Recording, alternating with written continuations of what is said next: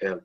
Without wasting any time, I'm going to declare this media briefing officially opened, and I'm going to start by introducing the lineup of the day. As usual, Honorable Minister, colleagues, are going to get the opening remarks and message of the day from the Honorable Minister of Health, Dr. Joe Phaahla. He'll be followed by Dr. Michelle Groom from NICD, who's going to give us the observations as far as Omicron variant and the fourth wave is concerned. She will be followed by Dr. Matebula from the CEO of Steve Biko Academic Hospital, who's going to give us the clinical experience and observations as far as dealing with this variant is concerned. She'll also share with us her personal experience of dealing with this variant. She will be followed by Prof. Glenda Gray, who's the president of MRC, who will be accompanied by Prof. Alex Segal, who are going to give us the presentation as far as effectiveness of our vaccine are concerned. Then we'll be having the media interaction session, followed by closing remarks by the Honorable Deputy Minister, Dr. Sibongiseni Dhlomo. Without wasting any time, I'm going to hand over to the Honorable Minister, Dr. Joe Phaahla. Over to you, Minister. Thank you very much. Thanks, Foster, always very capable in setting up and coordinating this press briefing. And greetings to Deputy Minister Dhlomo and to the DG, Dr. Crisp, and all the panelists, Prof. Glenda, and the rest of the team, NICD. Welcome to Dr. Matebula, CEO of Steve Biko. We're happy to see you. You'll also tell us as Foster has said, your personal experience with, I don't know whether just to say COVID or Omicron. Ladies and gentlemen, we are back to keep you updated on developments in as far as the COVID-19 pandemic in the country and how we managing in containing this invisible enemy. Now, we know that a few weeks ago, exactly on the 25th of November, together with Professor Tulio de Oliveira and other of his colleagues, we made an announcement about the new variant, the B1.1.529 as it was then, which was subsequently at that time having been discovered in South Africa and Botswana and Hong Kong. But subsequently on the 26th of November, it was given the name of Omicron by the WHO. As of 2 days ago, 42 countries in all the 6 WHO regions had reported this variant. But yesterday, the Director General, Dr. Tedros, reported even more countries, that 57 countries had reported this variant. Now, Omicron has driven the resurgence of COVID-19 cases in South Africa, with currently just over 90,000 cases reported nationally from the 7th of November to 4th of December 2021. Weekly cases in Gauteng province have increased by more than 400% for the week of 4th December 2021 compared to the previous week. So a very significant increase just in that week, while hospital admissions increased by more than 200%. Now, the recent genomic sequencing by our network of genomic sequencing teams revealed that Omicron was the dominant variant amongst samples sequenced during November 2021. Up to 70% of those specimens showed Omicron. That is, as far as of yesterday, 70% of the tests done were showing Omicron as the dominant variant. Omicron is most likely the variant driving the increase in cases in Gauteng province over the last 3 weeks. This variant of concern, as we've said, as the scientists reported, has multiple mutations that may have an impact on how it behaves. The scientists have been conducting rapid research to better understand many aspects of the Omicron variant, including how well this variant transmits and whether it can escape some of our immunity. And we'll share their findings on these studies as more and more results become available. But what is known currently in terms of transmissibility, well, it's not yet fully very clear, but it seems likely that it is more transmissible, just looking at the way in which it has spread over a very quick period with a very steep graph of the spread of the infections over the last 15 to 20 days. As if you compare that to how the previous variants, such as the one which which it is just replacing now, the Delta variant. So we can see a significant difference in the graph of how Delta spread and how Omicron is spreading. Omicron very quickly has displaced Delta, is quickly, quite seriously displacing the Delta variant. In Gauteng, almost displaced it. The number of people testing positive has risen in Gauteng, and this variant, the Omicron, has also spread by now to all the provinces. Now, what also shows that it is highly transmissible is that the reproductive number of the virus, which shows how many people are likely to be infected by one person, is currently 2.5, which is higher than it was at any prior point in the pandemic. So whether we speak about the Alpha, the Beta, the Delta, none of them had even reached anywhere close to 2 in terms of the reproductive rate. Now the Omicron has passed 2 and is now at 2.5.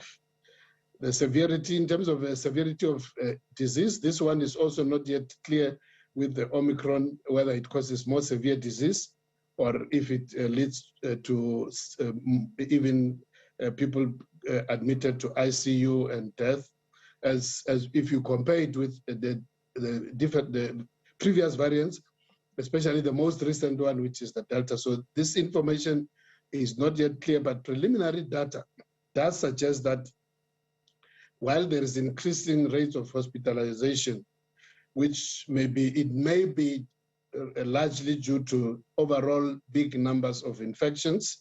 And Dr. Matebula will speak to this, and also our colleagues from the Dr. Jassad from the NICD will also speak to this. But it looks more like that it is purely because of the numbers rather than as a result of any severity of the variant itself, of this Omicron.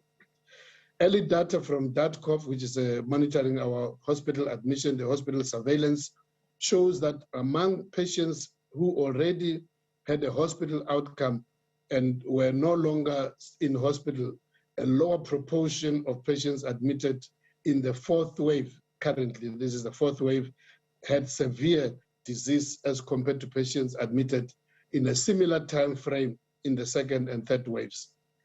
So in this case, severity is defined as any patient who developed acute respiratory distress syndrome, patient who received oxygen, who had to be ventilated, or was treated in high care or succumbed to the virus. Similar experiences have been reported both from the public and private hospitals in Gauteng. It must be noted that severity data has several limitations at the earliest phase of a wave when the numbers are small. Patients with mild symptoms are more likely to be admitted as a precaution in the early days. Patients are diagnosed with COVID-19 incidentally when admitted for other reasons. I think we heard this also from the CEO of Netcare, that was their experience. And because there has not been sufficient follow-up time for severity and outcomes to have accumulated, which is typically up to 3 weeks after diagnosis. So this is still early days, but there are very promising signs that largely patients, even those who are in hospital, are mild. Many of them are incidental. They came into hospital for other reasons, other illnesses. And because when you have to be admitted, you have to be tested first. And many of those who had come for other reasons have tested positive, notwithstanding that they are not ill from the COVID-19 variant itself. Understanding the level of severity of Omicron variant will take some weeks. Our hospital surveillance has demonstrated that patients still do experience the full spectrum of the disease, from mild to severe, at the extent of which, in terms of number of patients, this is still to be determined.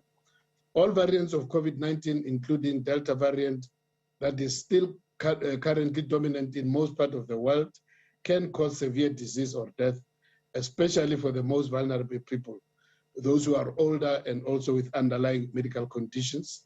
And thus, prevention, as we always emphasize, is the key, rather than waiting until you get infected.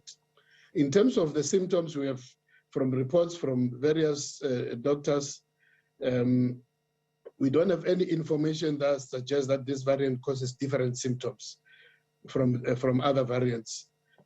Anecdotal information from doctors have reported that patients present with scratchy throat, cough, fever, diarrhea, and vomiting. In children, many have no respiratory symptoms. So children often test positive without any respiratory symptoms. In terms of whether prior infection protects you, preliminary evidence suggests that there may be an increased risk of reinfection with this variant. People who have had previous COVID could become infected more easily with this variant as compared to the previous variants of concern. A preprint, not yet peer-reviewed article has been published on the risk of reinfection in South Africa, reporting a 2 to 3 times increase of reinfection. Reinfection is defined as positive test after 90 days have passed from the previous infection. But more information is required and will become available in the next days and weeks in terms of the significance of these reports.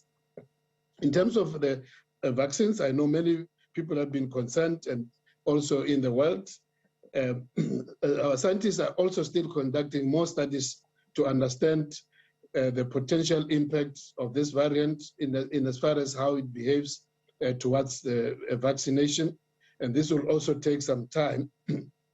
But current vaccines have shown to be effective, even as this wave has been spreading, because the significant number of almost, in many reports we have received, suggests that 70% of those who have been admitted to hospital are those who are unvaccinated.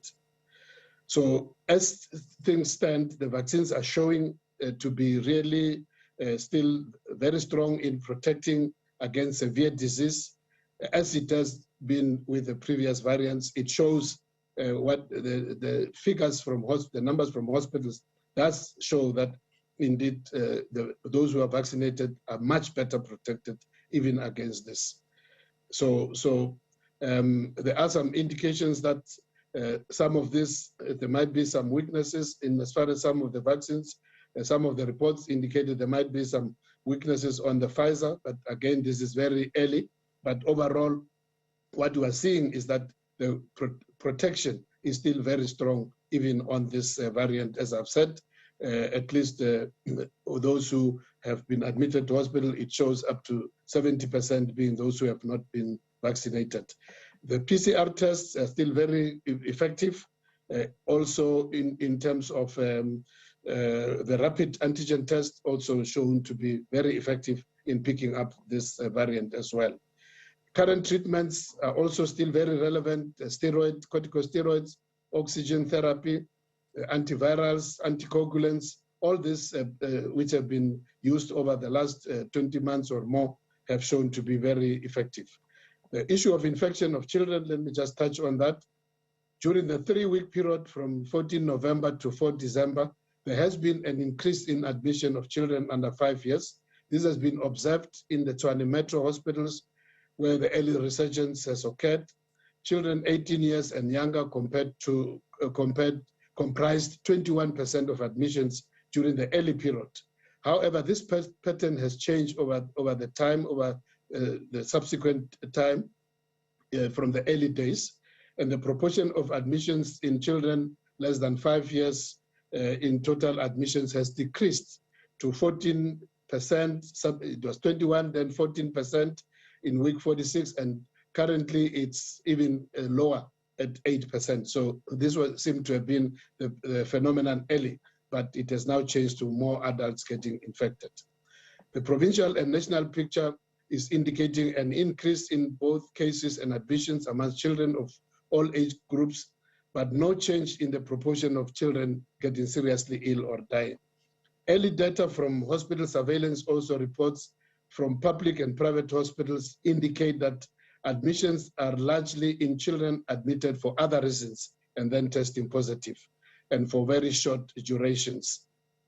So despite making up 30% of the population, the younger people comprise only 12% of cases and 5% of hospital admissions. However, the children who are at risk of severe disease are those under 1 year, and people with other comorbidities. For children who are premature and who have diabetes, cancer, and also those with HIV and TB. It is not yet clear what is driving the apparent increase in children, but I'm sure some of the panelists will also comment about this. But what we want to say is that there is really no need for alarm. We expect this variant to behave the same way as the previous variants. As we've said, other aspects of transmissibility is showing, but in terms of severity of illness, there are signs that actually they might be less severe, and other panelists will comment further in terms of this. We know that the vaccines, as I've emphasized, it remains the bulwark of our protection against all these variants. Now, in terms of how we progressed in terms of this, as of yesterday, the 9th of December, we are just short of 27 million doses. I think by today, early today, probably already by now, we must have crossed the 27 million doses administered. We have passed the 43% of adults covered, although this varies from province to province.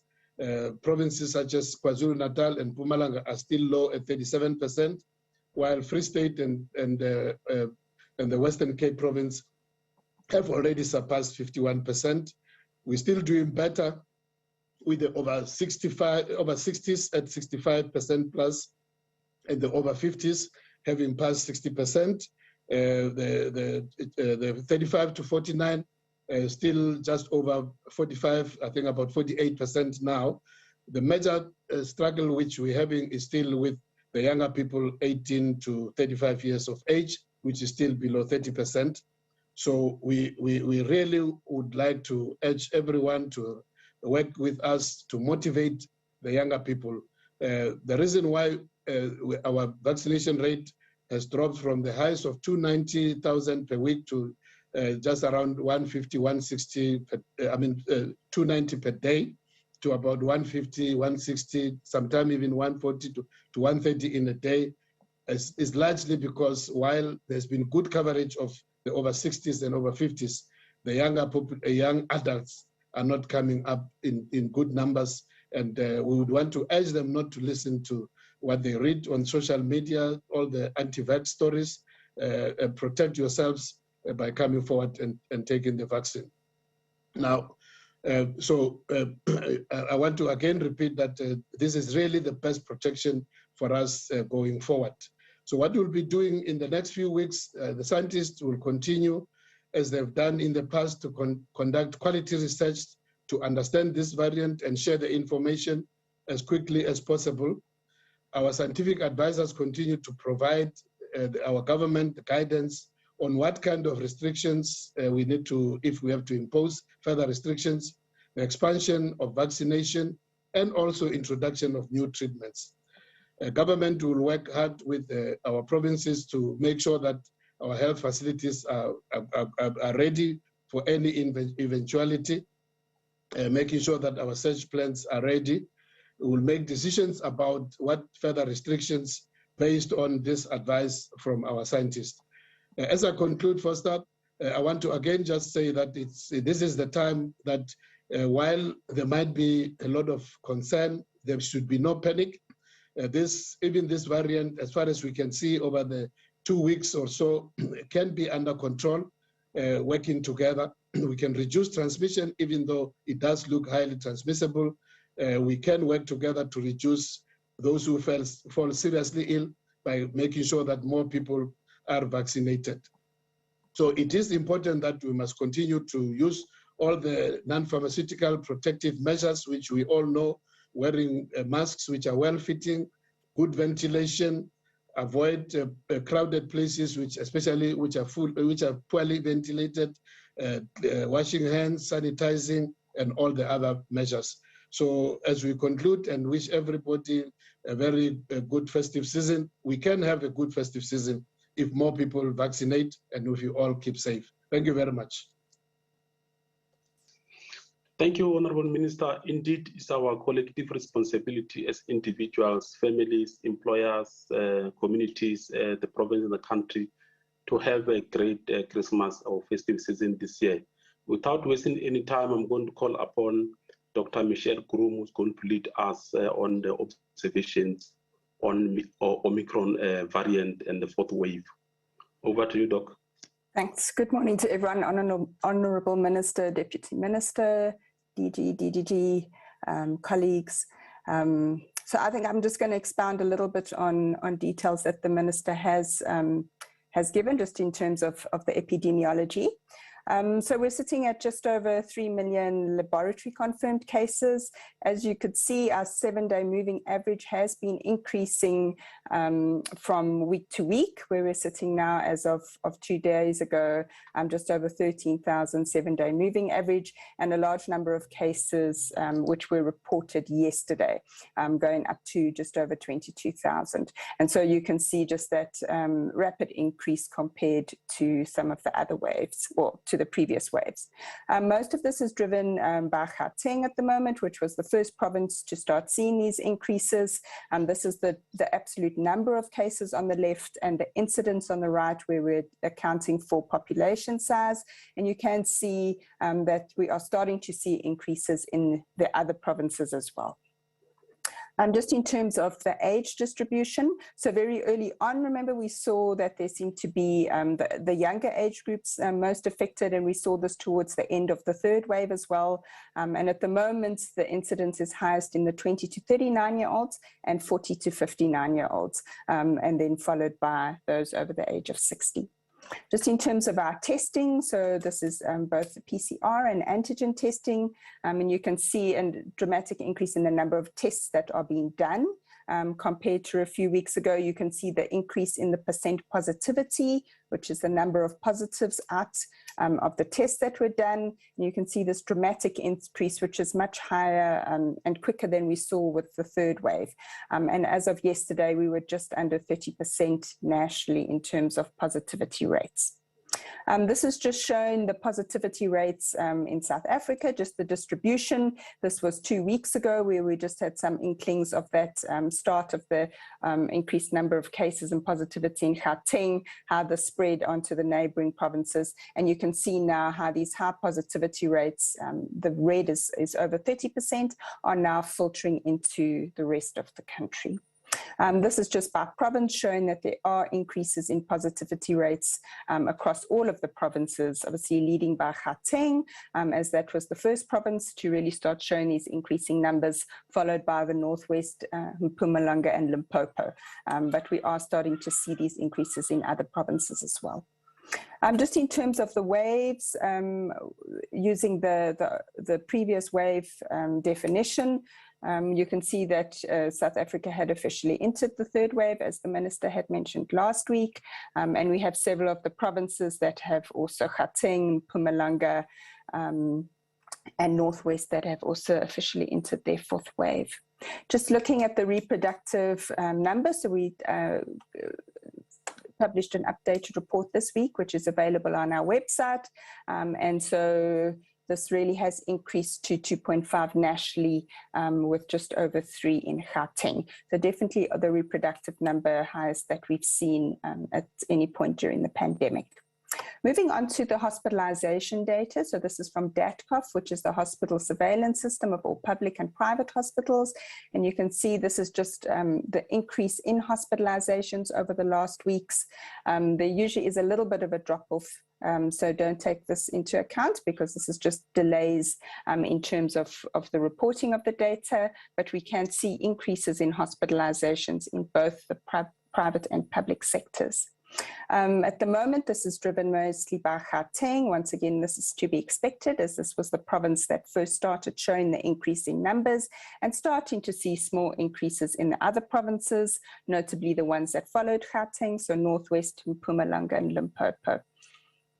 This is just showing the number of cases in orange compared to admissions.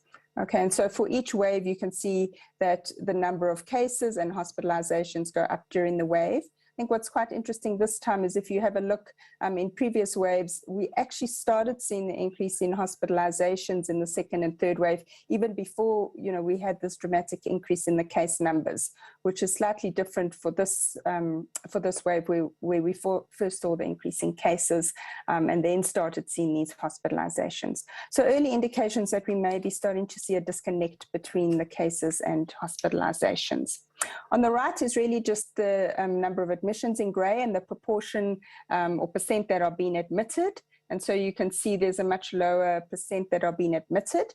And this is possible that it is just because of the timing in that we've seen a rapid increase in the number of cases, and the hospitalizations do take some additional time for these outcomes to occur. But early on showing that this reduced proportion being admitted. In terms of deaths, we're not really seeing any indicators at the moment, maybe a slight increase starting in terms of overall. We are seeing small increases in terms of the number of deaths in Gauteng. But once again, this is at a very low level. You can see that the number of deaths were lower even at the interwave periods between the first and second and third waves. And so the other provinces showing small increases. So this is just comparing the current 14 days to the previous 14 days in terms of the average number of admissions. And so you can see for Gauteng going from an average of 32 2 weeks ago to 181 admissions. So this is a big increase, starting to see increases in the other provinces except for Northern Cape. And starting to see some small increases in deaths in Gauteng. I just wanted to focus in a little bit on Gauteng, as this is the province, obviously, that started with the increase. And so we have a little bit more data on the Gauteng province. And so just looking at the age groups, so these are the last 3 weeks, with week 48 being the week ending on this past Saturday. And so in the different age groups, you can see that we did start 3 weeks ago with a larger proportion in that under 20-year age group. And this has decreased as the case numbers have increased. And we are starting to see slightly increased proportions in the older age groups. And so this is in keeping with what other data where, you know, we started in the younger age group, but we are moving out into those older age groups. This is the data just broken down by smaller age bands. I think there was a lot of concern initially with these high proportions of admissions in the under 5s, but there has been this decrease, as the minister alluded to, in the last 2 weeks, where it's coming down from 14% just to just over 7%. And so you can see we're starting to see these increase in admissions in our older age groups as well. So I think slightly different, you know, as this wave is unfolding in terms of those age distributions. Just to highlight that if we just plot the population vaccine coverage, that the admissions that we are seeing are tending to be in those age groups with lower vaccine coverage. And so we would be expecting, we've got good vaccine coverage, particularly in our over 60s, and that they would be largely prevented from severe disease, including hospitalizations. And I think we are working together with the National Department of Health on a dashboard where we'll be able to break this down in more detail. Just in terms of some early severity data, and once again, just as the Minister had said, a couple of biases at this early stage in that we're early on in the wave. Some of these may be, we record hospitalizations with any COVID positive tests, so many of these may be incidental positives. There are also, it's good bed availability, and mild patients might be admitted when they have milder symptoms compared to later in the wave. And also, we've seen this rapid increase in cases, and it might take an additional week or two to see and accumulate all the outcomes. But early data from Gauteng, just looking at the features of severity, looking at the number that are needing oxygen to be ventilated and that are needing ICU, that there are early indications that we haven't seen dramatic increases in that. During this early part of the wave. We've also looked at the case fatality ratio, which is the number that are dying in the hospital. And once again, no indication that this has been increasing. And also the median length of stay. So this is the number of days that patients are staying in the hospital. We have really also seen a shorter duration of stay compared to other waves. So I think just to summarize, we are seeing an increasing number of new cases each day. The percent positivity and testing rate as well is increasing in all provinces. This was initially in the younger age groups, but we are seeing some movement into the older age groups, starting to see some increases in hospitalizations in the majority of provinces, most notably Gauteng, because they had seen the increases in cases first. This increased admissions in the younger age groups is still persisting, but that pattern is shifting towards lower proportions, and particularly in the under 5 years, where there was initially a lot of concern. Early severity data is really shown that there's no signals towards increased severity in adults. Severity among children is being monitored, but at this stage, anecdotally, most pediatricians are saying that the children are also being admitted. Many are incidental COVID positives, and that they also have a short duration being in hospital, just between 2 and 4 days. And we're noting that the majority of admissions are in unvaccinated individuals. So regardless of the variant, I think we really know which public health measures are working in terms of the vaccination, proper wearing of masks, social distancing, and limiting in particular large gatherings. Thanks, Foster. Thanks very much, Dr. Michelle Groom from the NICD for that comprehensive report as far as the Omicron and fourth wave is concerned. Without wasting any time, I'm going to call upon Dr. Matabo Matebula from the Steve Biko Academic Hospital to share with us the clinical and some personal experience of dealing with this pandemic. Over to you, Doc.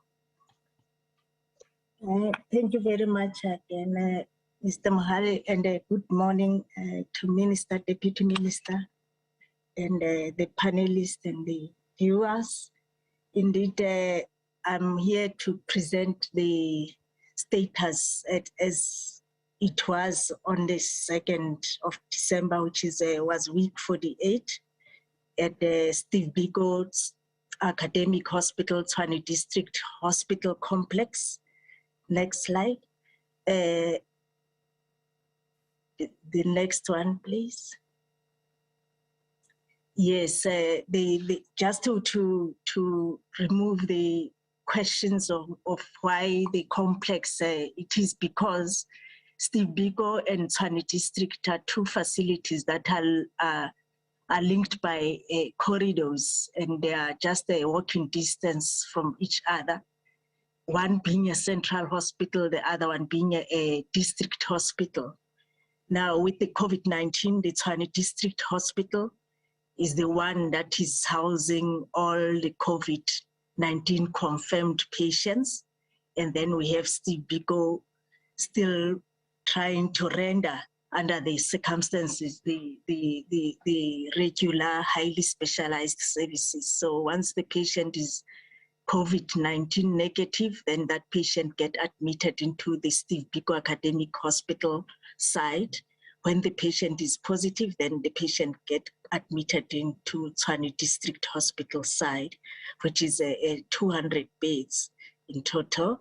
And then the current status is that as a complex, we have got 75 patients, of which 5 are vaccinated, 2, the status is unverified, and then the rest are unvaccinated. Next slide. Thank you. That is just the bed capacity of the complex. Next slide, please. Okay, just to indicate, like Dr. Krom and the minister have indicated, currently is still early times, so whatever we have is not may not be the true reflection of what is going to happen or what is actually happening. This is the status, like we have said, of the beginning of the surge of the 4th wave. Next slide, please. That is just to illustrate how quick the wave picked up, and from comparing with the previous waves, just suddenly the surge hit us on Omicron variant, of which we think is the dominant variant. We don't have each case's genealogy to say it is a truly only Omicron that we have in our facilities. Next slide, please. Just this is an illustration of the Tshwane Health District where Steve Biko Academic Hospital is located. And as we have been informed, in between week 43 and 48, at week 48, the sub-district where Steve Biko is, which is sub-district 3, was leading in number of active cases of COVID-19. Next slide, please. That is just the admission from the 14th of November to the end of November. You can see we had very few patients admitted in total in the complex. It's actually the complex, not the district. Next slide, please. And then things started changing, but this is now the illustration of the ages, like Dr. Krom was illustrating that those were the age groups. Those are the age groups that we have in numbers. In the beginning, that's what was happening. We're seeing lots of children coming in. And another disclaimer that one need to make is that majority of our patients were not being admitted. We'll see that in the next slide. Majority, 21%, yes, presented with COVID-related complications that warranted admission, but 79% were incidental findings because of the screening admission, where we test everybody that is coming before we admit. Then the patient will be presenting for a specific condition. Then upon checking whether the patient has got COVID-19 or not, then they'll have COVID-19 and then ended up being admitted in the COVID-19 wards, not for COVID, but because they need admission for their presenting condition that warranted them to be admitted. The ages, as we can see, the highest ages that were admitted were between the age of 30 to 39 years old of age. The next slide, please. That is just the illustration of the proportion. We can see there that 0 to 49 we're taking the bigger chunk of our patients that were admitted. The next slide, please.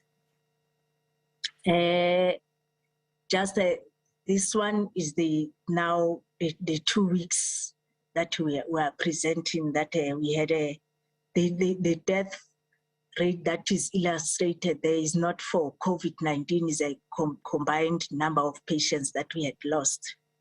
It's just to show the proportion of the live discharges versus the ones that demised in total of patients that were admitted during the period of all these waves. The next slide, please. This is now the same, just to illustrate during the past waves, past three waves and the current wave, the proportion. Next slide. The acuity of the patients that we have currently, we can see that there's very few of them. Actually, as we speak now, we have got only 2 patients in intensive care, or 3, 2 adults and one pediatric patient. And those are the only patients that are in ICU. And then that is the proportion of the high care. The high care ones also, like the ICU, they are also admitted not because of COVID-19, but because of their other underlying conditions. Those are the ones in general wards. So majority of our patients are on room A, and then very few are on oxygen, and then they may be on oxygen for their underlying condition that they presented with, or they are on oxygen because of COVID-19, of which there were 9 that were on oxygen because of COVID-19. Next slide, please. That is the how it behaved with now all waves combined. We can see that we had a proportion of ICU patients and then high care patients. This is now patients that had COVID-19 and had to be in ICU and high care, and also in the general wards. But almost all were on oxygen. They were hungry for oxygen, which is not the case this time. And then up to this far, majority don't need any oxygenation. Next slide, please.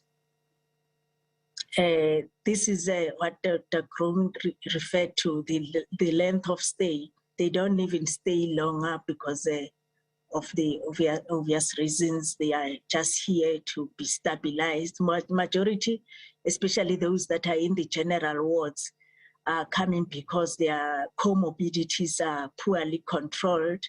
There is still in the community, we are noticing that the compliance with chronic conditions seems to be falling behind, mainly maybe because of the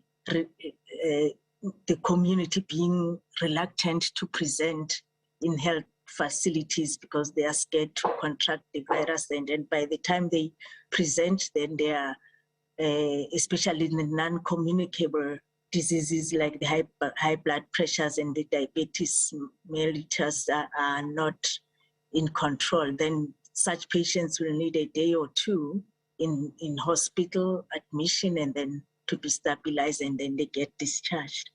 The next slide, please. Thank you. This is just an illustration of the 42 patients that were there as of the 2nd of December. That is an indication of, like I've said earlier on, 14 of them were on oxygen, and then 9 of them were on oxygen because of COVID-19. And incidentally, those that were admitted in the COVID ward, not because of their COVID illness, were 33 patients. And then 66% were on room A, which is still the setting even as we speak. Next one, please. That was just to illustrate the vaccination status. Clearly, majority of those that were admitted had COVID, had not received their vaccination. Whether it is partial vaccination or fully vaccination, they were not vaccinated at all. And then there were those that we couldn't really verify whether they are vaccinated or not, 8 of them that we are still trying to establish that. Next slide, please. Yeah, just to acknowledge the compiler of this data is Dr. Farid Abdullah, who is one of the doctors in internal medicine, infectious diseases. Thank you very much, Minister. Thank you for this. Thanks, Mr. Mohale. That's the end. The experience, Mr. Mohale, yeah, it's just to say you still do get after your two vaccinations, even if you had some of us had a J&J and also the J&J booster, but you still can contract COVID-19. But like it has been said several times, vaccination does make the symptoms almost non-existing. And also, definitely, the observation is that you really are unlikely to need admission because of COVID-19, and it's easy. It's just patients that are admitted, that are vaccinated fully, just need, or we may not even call them patients, people that have got COVID-19 having been vaccinated really need to be taken care of by healthcare professionals. In the main, you can do your own self-care, meaning that the prevention, non-pharmaceutical, are crucial, because even if you're vaccinated, you can still contract COVID-19. Thank you very much. Thanks very much. Okay, thanks very much, Dr. Mathebula, for sharing with us both the report as far as the Steve Biko is concerned, and also your personal testimony of dealing with this pandemic. Indeed, we believe that this will assist and encourage other people who test positive to keep on complying with non-pharmaceutical interventions. Without wasting any time, I'm going to call upon Dr. Nicholas Crisp, who's going to share with us the implementation of what the surprise approved. Since a surprise approved the second dose of Pfizer and third dose of second dose Pfizer for children and the third dose booster dose for adults, we've been inundated with public and media queries. So I'm going to hand over to Dr. Crisp to clarify this issue. Over to you, Doc. Morning, Foster. Thank you very much. Morning, Minister, Deputy Minister, DG, colleagues and the media. So I'll just give a brief overview of the numbers in a minute or two, and then I'll talk about where we are with the various boosters and things. So, and I'll specifically refer to the Pfizer second jab for adolescents, and then Pfizer boosters. What exactly did Cyprus say? And then I'll talk about Johnson & Johnson boosters.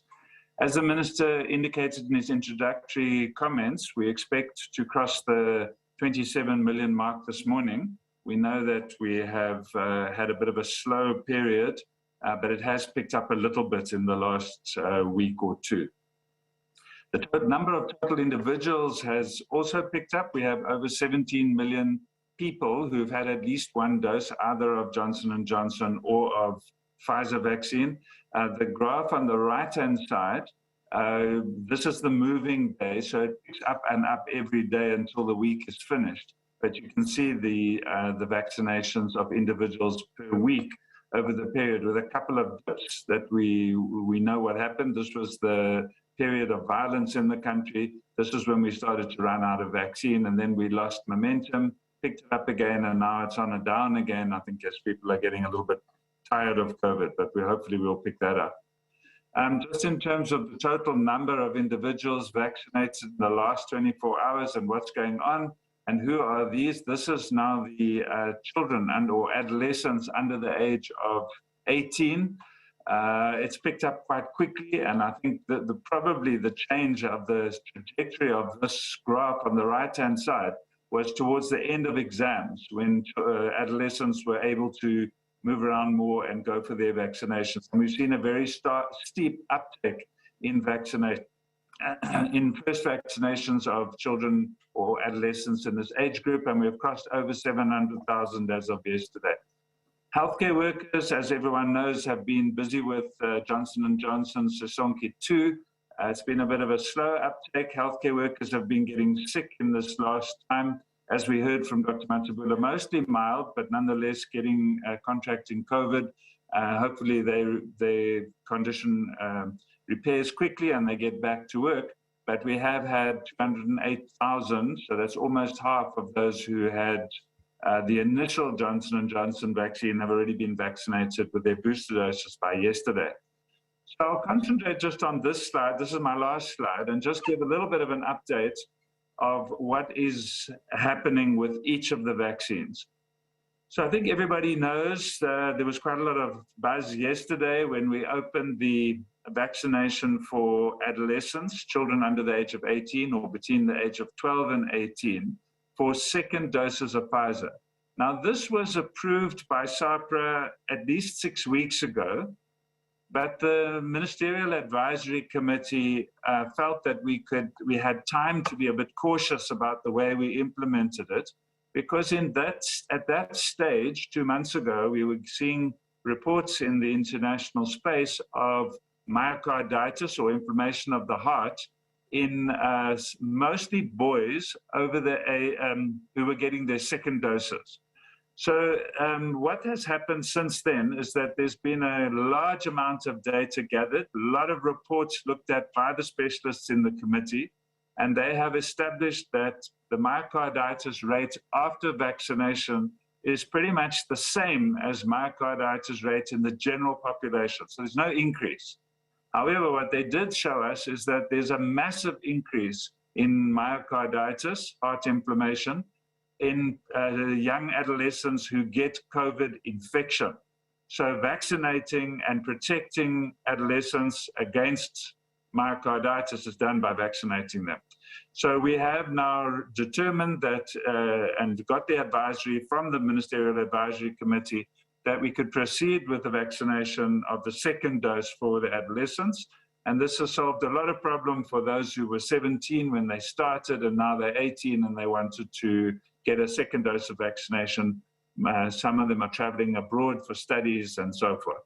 And it all went pretty smoothly yesterday. I don't have the actual figure for boosters for yesterday, but we had no specific reports of problems with that. So that program will now run, and the population, the whole population, not only adults, but from the age of 12 will now receive 2 doses of Pfizer vaccine, 42 days apart, and I'll now talk about the booster. So Pfizer boosters, maybe just to emphasize that boosters are different from additional doses. We've spoken before about additional doses, and the additional doses are given after 28 days or more to people who are immune compromised. Specific conditions that are listed, and they're on the website of the department, where the clinician then refers those people to the vaccination program for a third primary dose. Now, this is different. This is where after a longer period of 6 months after the second primary dose, the population is losing some immunity, and there's some quite good evidence that we all do, our antibodies do wane after that period. We may still have cellular immunity, and you're going to hear a more detailed presentation about this later. But we on the SAPRA, which is our regulator, has now said that they find that it is safe and it is appropriate to provide booster doses 6 months after the second primary dose. Now, for us, that means that the first qualifiers for booster doses in South Africa will be after the 28th of December, because that is 6 months from the time the first people got their second dose.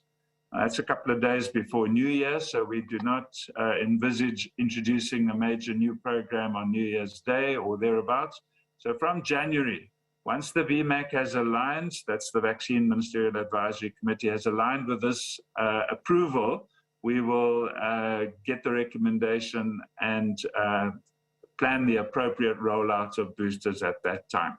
And obviously, because we worked on an age basis rollout of these doses, initially, it will mean that boosters will start off with people over the age of 60, and as people 6 months rolls up, they will be eligible for this vaccination. Now, Johnson & Johnson boosters, I think everyone will recall, who's been following up the rollout of our vaccination program. We had a problem in the beginning. We had the Sisonke program that had run for healthcare workers, and then there was a global shutdown of availability of Johnson & Johnson vaccine for some time. And then we got some short dose vaccines, and then subsequently now we have a full rollout of Johnson & Johnson vaccine. Unfortunately, have quite a lot stored. Up to now, we have only been giving booster doses to the healthcare workers through the Sisonke 2 trial. Those figures I showed a moment ago with the just over 200,000 uptake. And that program started on the 20th of October and runs to the 17th of December. So what we've been doing in the background is working with the company, working with the researchers who've been doing this trial and a number of other trials to look at exactly what these boosters do. And we have got information now that boosters for Johnson & Johnson will be available to other people soon, not just the healthcare workers. We have established that SAHPRA has received the data package relating to booster doses from Johnson & Johnson. It did come yesterday. All the full data is now available. SAHPRA is very familiar with this vaccine and very familiar with the data. And the people who work there have worked with this data, including the Sisonke and Ensemble studies. So we're anticipating that together with the WHO review data that is available, SAHPRA is expediting the review over the weekend so that recommendations can be finalized next week. And once we have that information, the VMAC is on standby to make recommendations, and we anticipate that we'll be ready for vaccination of boosters for Johnson & Johnson, if not next week, then probably the week after, depending on the timing of the various outcomes of these committees' approvals. So that's all good news all around. By the time we all break for the Christmas period, it looks like we will be able to get all our vaccines rolling out. Thank you very much.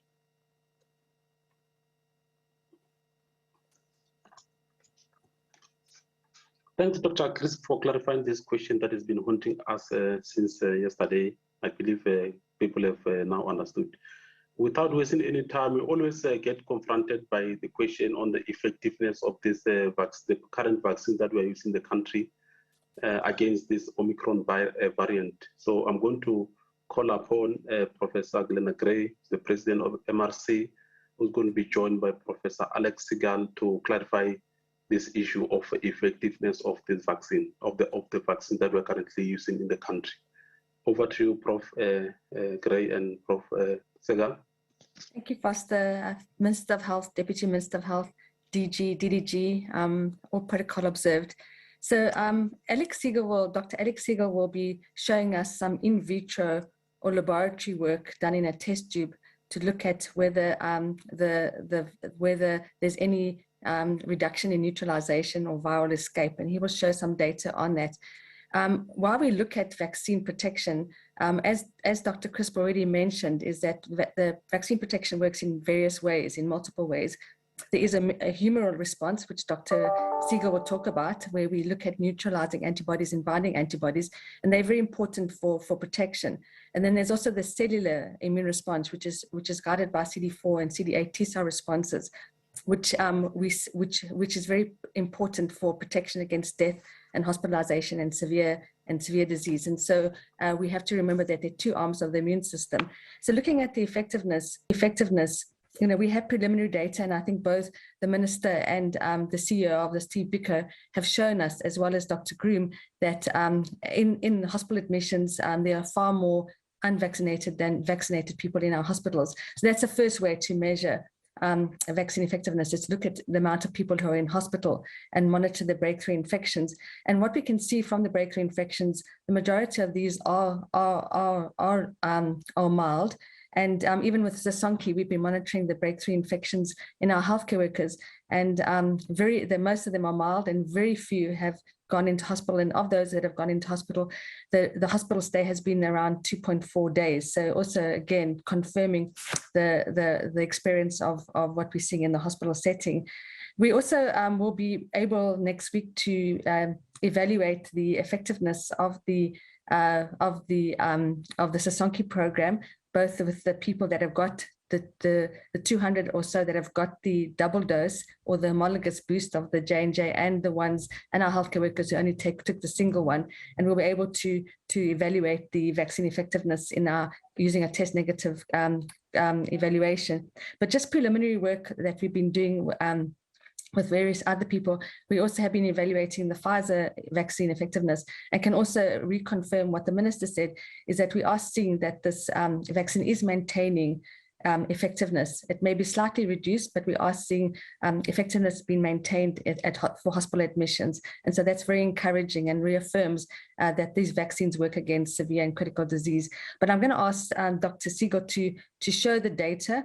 I think we have to again applaud our scientists. I think he's the first person in the world to have grown the virus and be able to evaluate the impact of this virus, of the Omicron virus, on neutralization and viral escape. So again, congratulations for growing the virus in record speed and showing us the data that we critically need to help inform our future policy. Alex, over to you. Thank you, Professor Gray, and good morning, Minister and Deputy Minister and colleagues. Yes, we were the first to grow it. I won't show you the technical data. The virus was successfully grown by a researcher in my laboratory, Sandile Tlere, and he's also has done a lot of the key neutralization experiments. I won't be showing you the technical data. I'll just get to the points, and you can ask me kind of as we go along what maybe some of our evidence is.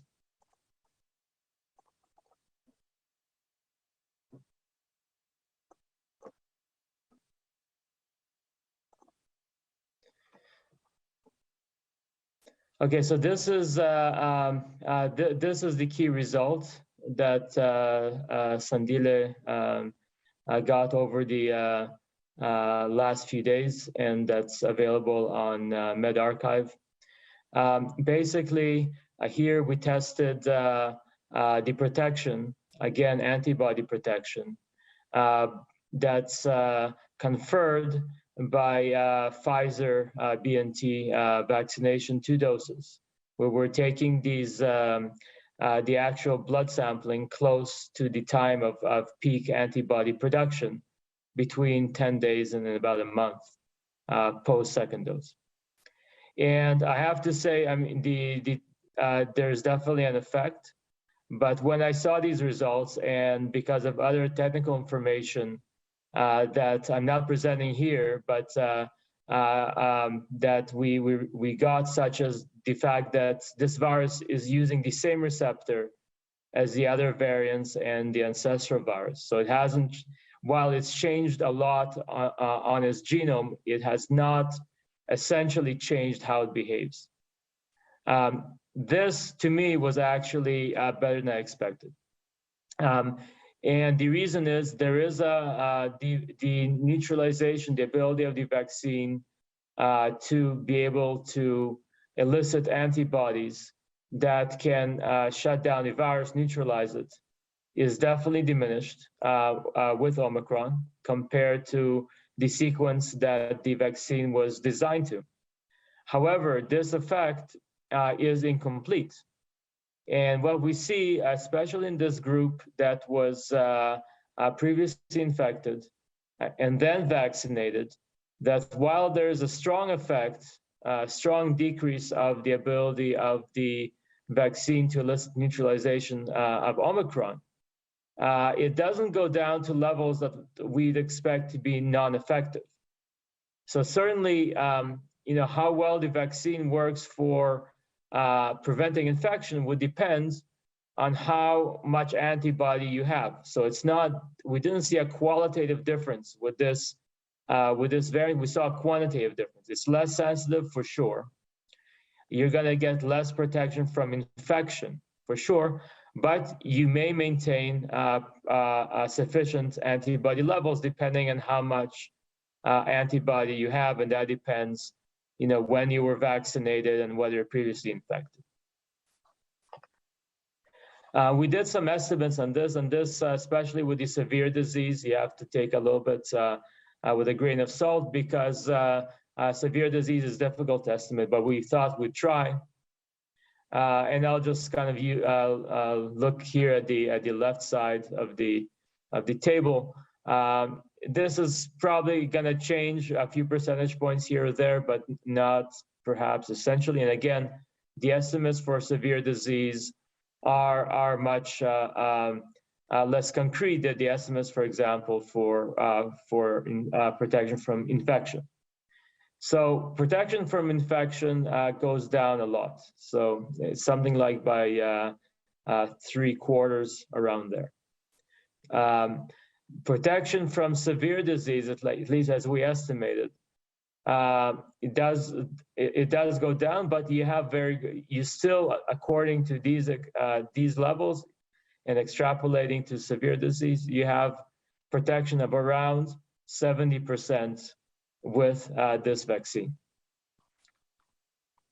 Now, I just want to mention another result that came after ours from Pfizer, BNT, and what they found that after 2 doses of the Pfizer vaccine, the effect that they saw was, again, a strong decrease in the ability of the vaccine to be able to neutralize, or the vaccine elicited antibodies to be able to neutralize Omicron compared to the virus that the vaccine was designed against. But they also saw this effect where if you get boosted, you have very little decrease, only about 3-fold. Now, I can't really judge these results with the boosting because we don't yet have the samples ourselves, but it'll be very good if we or somebody else can confirm the results independently. Certainly, it's a hard and unusual result. But the drop in neutralization after 2 doses is about what we see. So I will just conclude here that the results are certainly better than what I expected. There was extensive but incomplete escape of Omicron from Pfizer BNT 162b2, the Pfizer vaccine, elicited neutralization. Previous infection combined with vaccination gives good protection. So I think this is very positive. And certainly with so many people previously infected in South Africa, these people, if they haven't already done so, should be really encouraged to get vaccinated as well.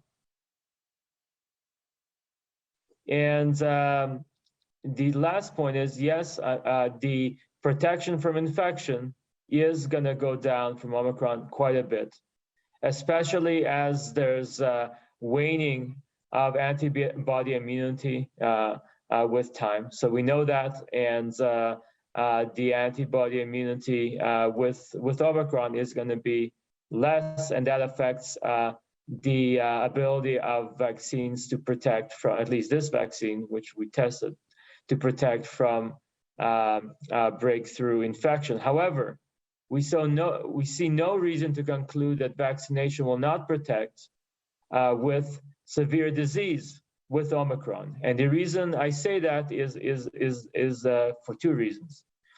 One is that we still see residual neutralization of Omicron. It's not a complete escape.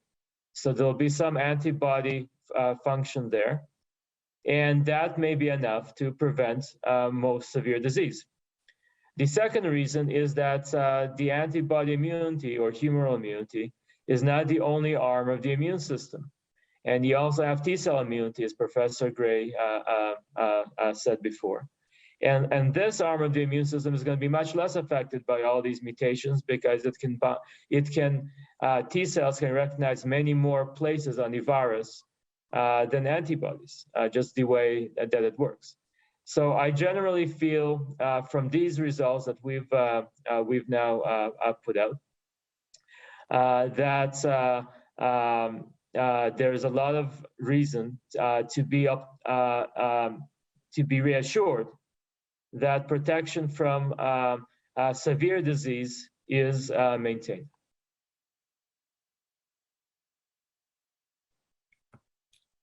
Thank you, Alex.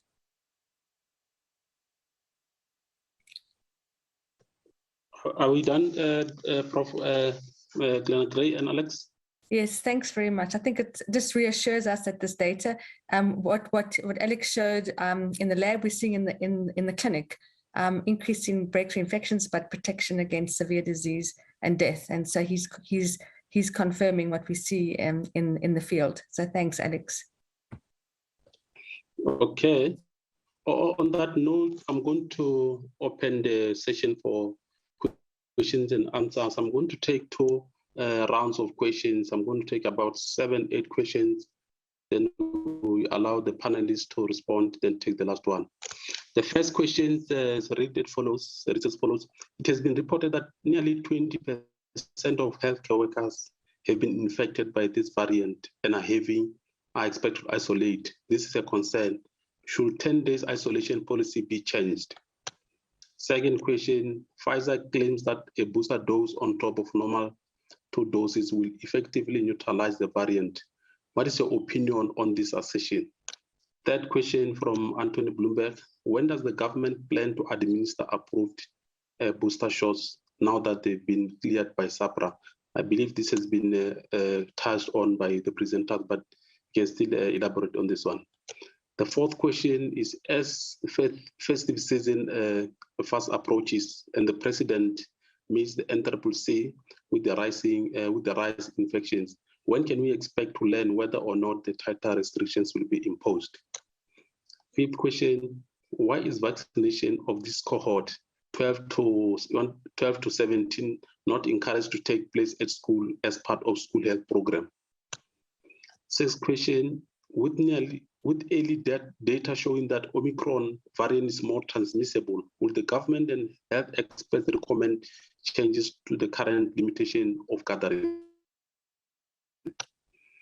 Question number 7, has public health officials and the department made any recommendations to NCCC with regards to Christmas-related gatherings? Question number 8, why did the department not initially allow the children aged between 12 and 17 to get 2 doses as done in many other countries, especially considering that we are encountering some problems calling citizens to come back for second dose and they're not coming in numbers? The last question of the first round, what are the plans regarding the booster shots to other public servants like educators who also receive J&J vaccine, who wish to receive the booster shot since they don't fall under the Sibongiseni program? I'm going to hand over to Minister and the members of the panel to respond to these questions before I take the second round of questions. Minister and members of the panel. Thank you very much, Foster. I'll touch on some and then others, the team, both. I think there's a lot which will go to Dr. Crisp. Just in terms of the isolation, first one, whether the policy on isolation of 10 days because of the infection amongst healthcare workers, I must say that this is a matter which has been concerning us. We are sort of in a way comfortable now in a way that the numbers have not been rising as steeply as we had feared in the beginning, but also that, as Dr. Matebula has indicated with her own example, that because majority of them are vaccinated, they isolate, of course, for 10 days, but even if they have symptoms, they last very short period. So, but we can't really say that they should reduce the isolation period. We just have to find ways to manage the staff rotation, because otherwise there will be a risk, even because if you are infected, even if you don't have symptoms or mild symptoms, if you return to a work environment quickly, you will be a risk to the patients and also a risk to your colleagues. The second one, I'll ask Dr. Crisp, and the third one. On the fourth one, the festive season, let me just say that the NCCC will be meeting next week sometime during the course of next week, either Tuesday or Wednesday. And we will make recommendations based on what we are reporting even today here. We will also depend also on recommendations from our ministerial advisory committee. So we're not in a position at this stage as to what kind of changes to level 1 or whether proposal to level 2 or what. We're not in a position to say so.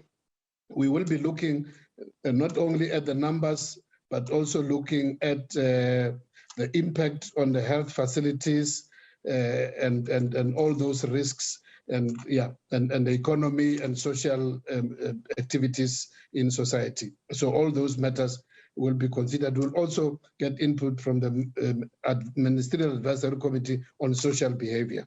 So all those will make input. Number 5, I think that also on 12 to 18 years at schools, Dr. Crisp will take that. And then number 6,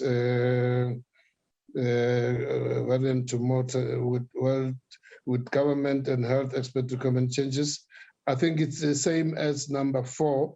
Those the changes which might be recommended will still be finalized over the weekend in preparation for the meetings, the meeting of Coronavirus Council and Cabinet in the coming week. Number 7, any recommendation Christmas related, I think is the same actually.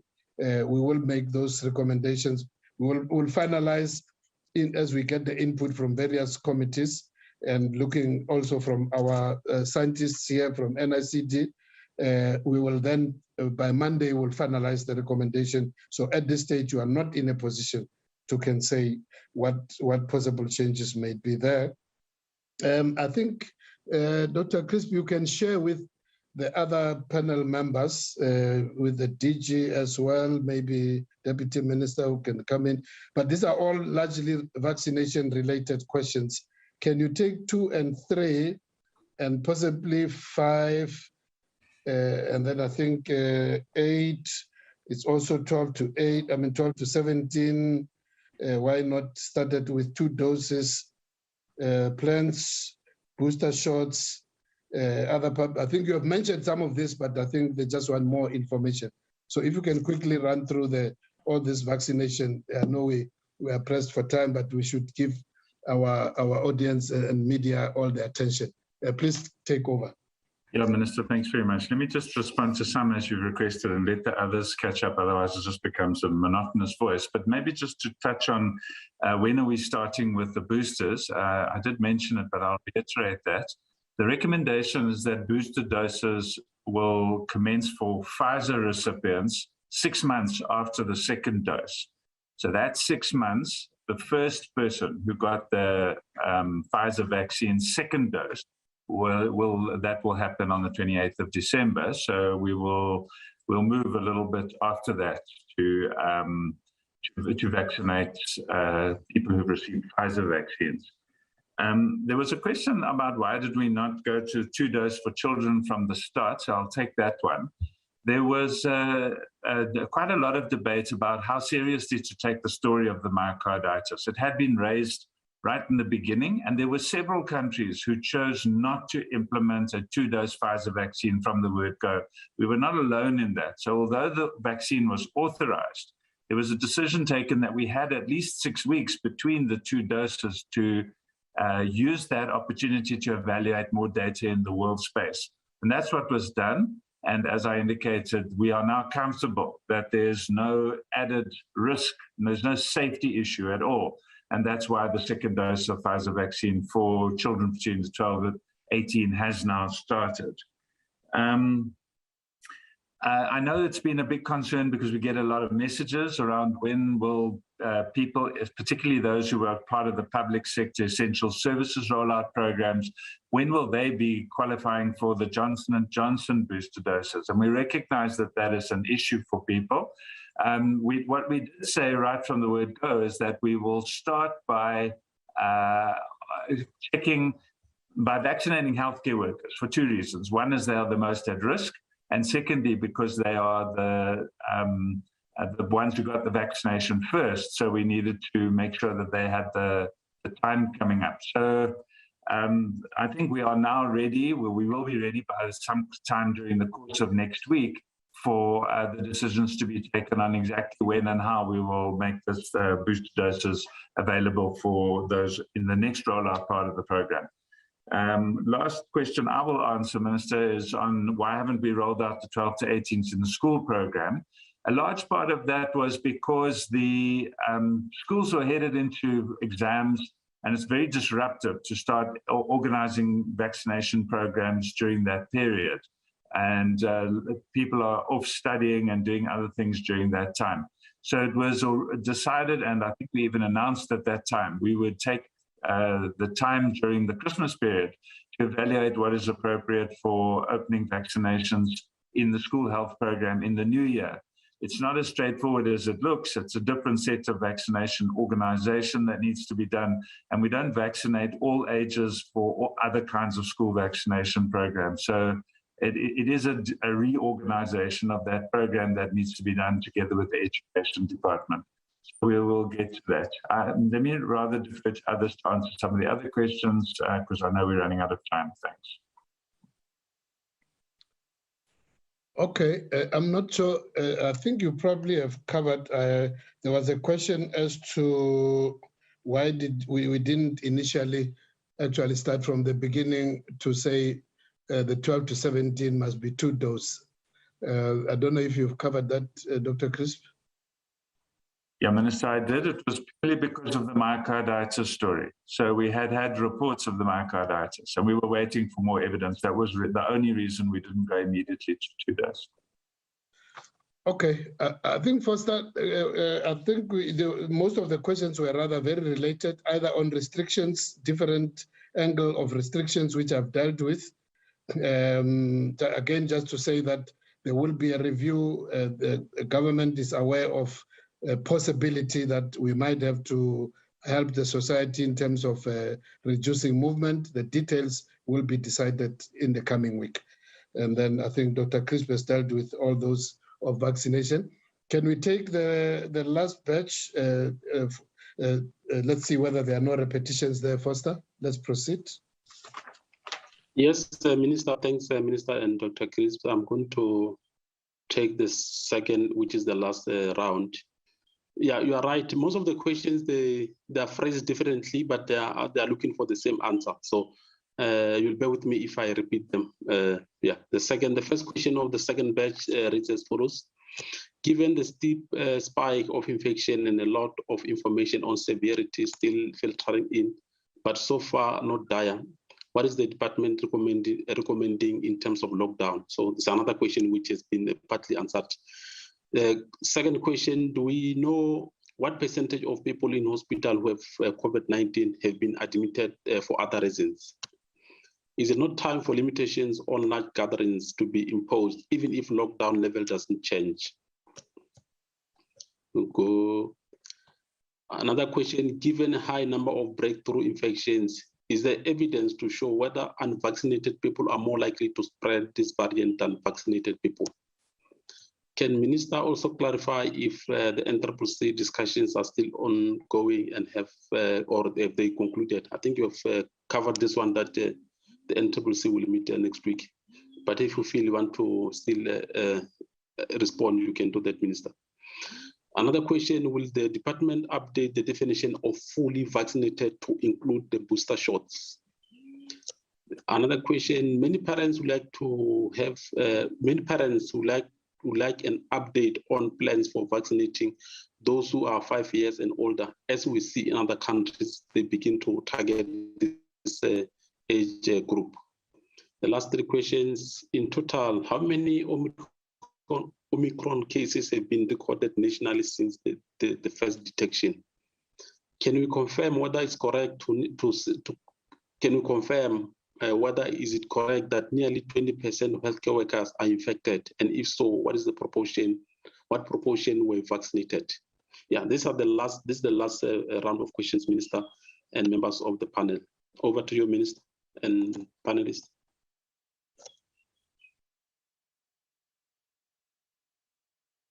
Foster, I think you left. There's a last question which says Gauteng MEC said in a written question, South Africa is looking at using Paxlovid and Molnupiravir locally. I think these are antiviral treatments. I'm not sure if any of our practitioners could on the antiviral treatments. But let me just, in terms of question number 10, as you said, it's similar to the ones we have dealt with, the steep rise, lockdowns. I think that we have dealt with, that the NCCC will meet in the coming week and decisions will be made in terms of how we respond based on recommendations, of course, from us also, as I've said, from the various committees which we consult with, ministerial advisory committees and various experts, including what we are discussing here. We'll summarize that into a recommendation to the NCCC. The question of do we know what percentage of people in hospital who have COVID have been admitted for other reasons? I wouldn't know. I would check with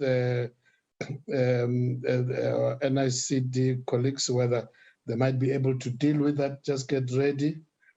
And then the question 12, limitation on gatherings. I think it's which I think is related also to all the others I've said about NCCC. The very high number of breakthrough infections is the evidence to show whether unvaccinated people are likely to spread. Unvaccinated people, Professor Gray maybe could comment whether unvaccinated people could be have a potential to exude more viral loads and so on. And then number 14, can the Minister clarify NCCC? I think we have dealt with that the discussions are happening in the coming week. 15, definition of fully vaccinated. Again, between Dr. Crisp and Professor Glenda Gray, what is fully vaccinated? I'm sure you could help us with that. Parents would like to uptake any plans. Okay, vaccination of under 5. Again, I would propose that Professor Gray and Dr. Crisp deal with that.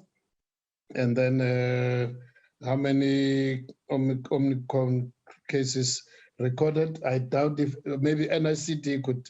I don't think we have the full number, as not all confirmed specimen as genome sequenced. 20% of healthcare workers infected currently. I don't know where that figure comes from. Between Dr. Crisp and the DG, maybe if there's any information in this regard, one of you can help with that.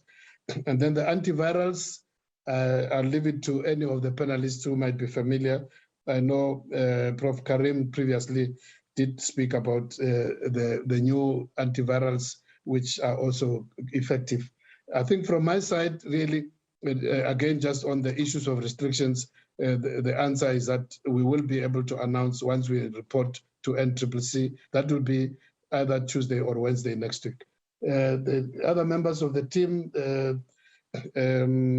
Michelle, maybe on the one of, I think it was saying number 11, percentage of people have been admitted, I think. And also there was something else. I'm sure you picked up. Yeah, no, that's fine. Okay. Thanks very much, Minister. Yeah, so I think in terms of the hospitalizations, I think through the pandemic, it's been very difficult to be able to know or to determine which of the hospitalizations are truly due to COVID-19.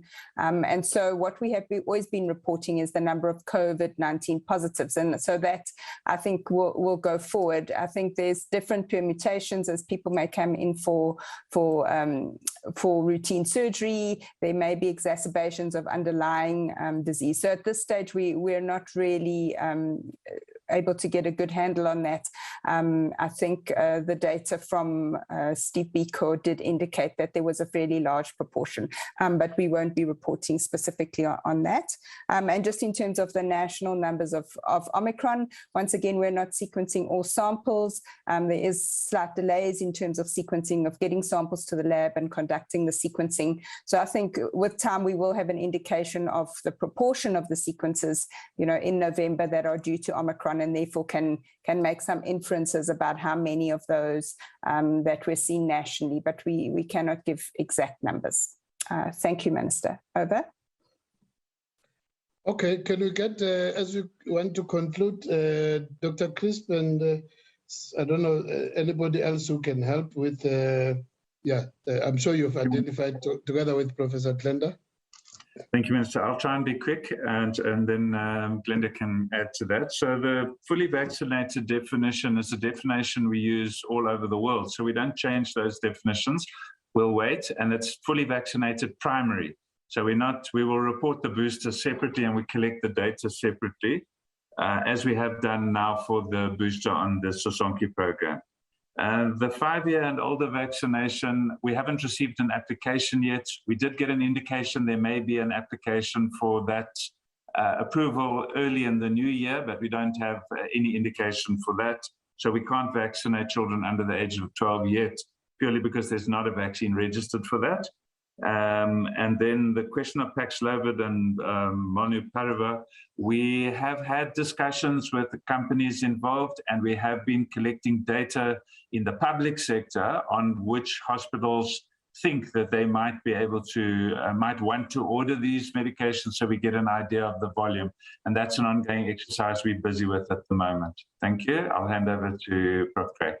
Sure. Just on the information about transmission of vaccinated versus unvaccinated. So I think based on the data that Dr. Siegel showed, that that it doesn't completely, so that the Omicron doesn't completely escape vaccine pressure, we can deduce that vaccinated people are less likely to transmit than unvaccinated. That data will evolve, but as we've seen from the information we're seeing in terms of breakthrough infections, vaccination is still having an impact, and the data will evolve further. But the fact that there is not complete viral escape means that vaccination does have an impact on limiting transmission. Okay, anybody on the antiviral? There's a question about antivirals.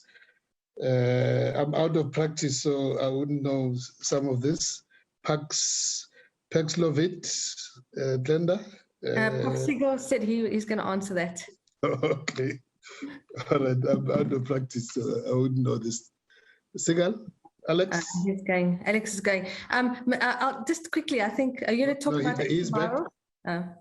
Alex is back. Okay, I mean, I can just say a few words about the antiviral pills by Merck and Pfizer. So I believe the Merck one is interfering with proofreading of in viral replication. So it's going to introduce a lot of mutations. The Pfizer is a protease inhibitor. This is a very popular way to inhibit viruses, just like in HIV. And I would think that perhaps the way to use some of these antivirals would be perhaps in the hospital setting. If you're starting to get more severe disease, or in individuals that are more vulnerable, because it will, while it will definitely not prevent infection, it will reduce the amount of virus and therefore may prevent more severe disease. Okay, thank you very much, Foster. Thank you, Alex. We really ran out of time, and I think we should invite Dr. Dhlomo now. Foster, I won't be coming back, just to say from my side, just to thank all the team members. But again, the message is clear. We don't need to wait for NCCC. Let's do what we know best to protect ourselves, our families, our communities, in terms of all the non-pharmaceutical intervention, especially avoiding getting into crowds in the festive season, and also in the parties as we close at our workplaces, farewell parties and so on. But also but mainly also just to say, vaccinate, vaccinate, vaccinate before the festive. Thank you. I'm sure we can, I know Deputy Minister is under pressure also to go and do other duties. Over to you, Dinang. Okay, no, thank you very much, Minister, and thanks to all our support that has come in. I wanted just to start by saying, Minister, and to all of the colleagues here and the South Africans, whenever I get an opportunity to speak to teenagers, I always remind them that we must hold on to those teachings of your mom and your dad and grandparents, because those advices are likely to assist you to navigate through life. Now, again, in this platform, our minister has been very consistent to actually bring to us scientists, well-renowned scientists, to really advise us on this pandemic. Now, why do we continue having South Africans who are saying, I'm confused, I don't know what to do, what to say?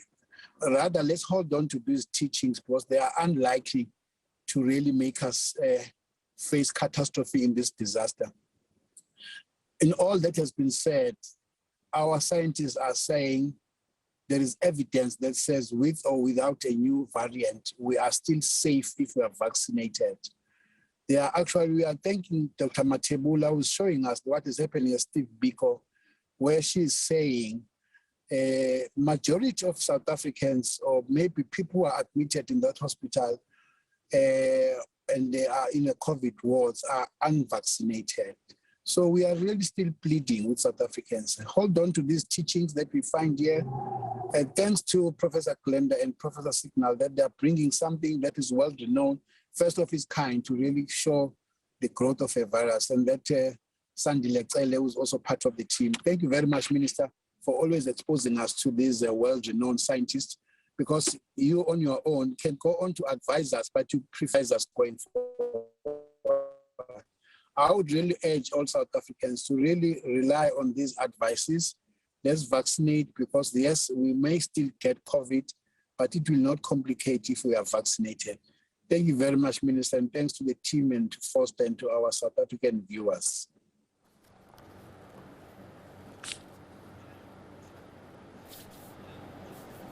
Well, a bit of a delay there due to the extended, longer Friday health briefing, the weekly health briefing on the government's efforts in the fight against COVID-19. Once again, taking that scientific approach, following the circulation and the movements of the virus.